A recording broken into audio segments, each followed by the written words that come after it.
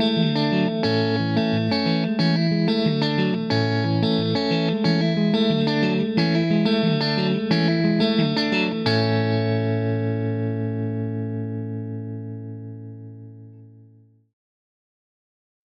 friends, and welcome back to Unbound Learners Pre-K.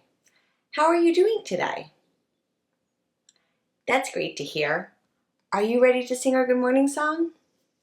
Let's stretch our arms out like airplane wings and fly to one side, over to the other side, back to the middle, and now take your airplane wings into a big circle out in front of you like this. Raise your circle up over your head and stretch to one side. Stretch over to the other side. One more time up at the top and bring the circle back down and let's sing together. Good morning, dear earth. Good morning, dear sun. Good morning, dear rocks and flowers everyone. Good morning, dear beast and birds in the trees. Good morning to you and good morning to me. Good morning, friends, and welcome to Circle Time. Before we move on to the calendar and weather chart, there are 3 things that we need to do. First, let's turn on our listening ears. Next, let's put on our thinking hats. And finally, it's time to warm up our hearts, like this. Boom, boom. Boom, boom, boom, boom. And now let's move on to the calendar and weather chart. First, let's go over the date, and we'll start off with the month, which is right up here. Do you know what the month is? June. That's right. The month is June, and today is June 16th. Let's move the chip over from yesterday. Yesterday was June 15th, and today is June 16th. Right up here we have the year. There are 2 ways that you can say the year. You can say that it's 2021, but you can also say that the year is 2021. Let's get those counting fingers ready and warm them up. Give them a little stretch. Will you count all the days that we've had so far in the month of June with me? Let's start with the number 1, 2, 3, 4, 5, 6, 7, 8, 9, 10, 11, 12, 13, 14, 15, 16. There have been 16 days so far in the month of June. Now let's hold up 7 fingers like this for the Days of the Week song. Will you sing with me? There are 7 days, there are 7 days, there are 7 days in a week. Sunday, Monday, Tuesday, Wednesday, Thursday, Friday, Saturday. Let's go down to the bottom of the chart. Listen carefully for the sound that the day makes, and you can say it out loud with me. Yesterday was T. Tuesday. Today is W. Wednesday. Tomorrow will be Th. Thursday. Let's sing Today is Wednesday together. It goes like this. Today is Wednesday, today is Wednesday, today is Wednesday all day long. Today is Wednesday, today is Wednesday, today is Wednesday all day long. Now let's go back up to the top of the chart where we have the season. Do you know what the season is? Spring. You're right. It's springtime, but only for a few more days. Soon we're going to say goodbye to the springtime and we'll say hello to a brand new season. Do you know what season that's going to be? Summer. That's right. Where I live, summer will be here in just a few days. Now let's go back down to the bottom of the chart and let's sing the weather song together. What's the weather? What's the weather? Can you tell? Can you tell? Is the sun shining? Is the rain falling? Can you tell? Can you tell? I have a picture down here of a cloud with the sun poking out, because when I look outside of my window, I see a few puffy white cumulus clouds, but the sun is still shining. And my temperature chart is on orange. Today, it's warm and mostly sunny where I live. Look out your window and let me know what you see. Thanks for sharing with me. Now let's move on to the letter, the number, and the sign of the week. Do you remember what sound this letter makes? Let's do that together on the count of 3. 1, 2, 3. Mm.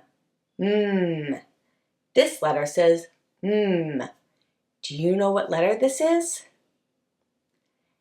M. You're right. This is an uppercase or capital M.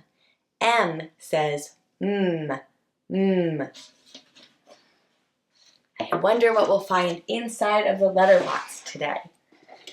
It's something that starts with the letter M. Here's your first clue. This is a type of a vehicle. This vehicle has 2 wheels, and when you ride on it, you need to make sure that you wear a helmet on your head. And these vehicles are also pretty loud. Do you know what it is? Let's take a peek. A motorcycle. So motorcycles are vehicles that have 1, 2 wheels. They're pretty loud. And motorcycle starts with the letter M. This is how you write an uppercase or capital M.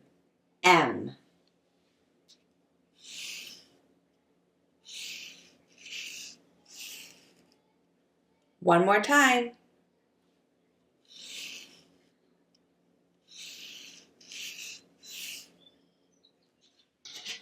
Do you remember what number this is? 3. Can I see you hold up 3 fingers? 1, 2, 3. 3 fingers. Now let's count to the number 3 using the large bead frame. This week, we are going to count to the number 3 using the large bead frame. So we are going to count the green beads at the top, which are units. Let's count 3 of them. 1, 2, 3. 3 units. Let's open up the box and see what we have to count today. I have these small rocks that are called pebbles. As I count them, I'm going to line them up across the top of the box so we can count together. Are you ready? 1, 2, 3. 3 pebbles. And now let's move on to the sign of the week, which is beach. Will you show me how to say beach?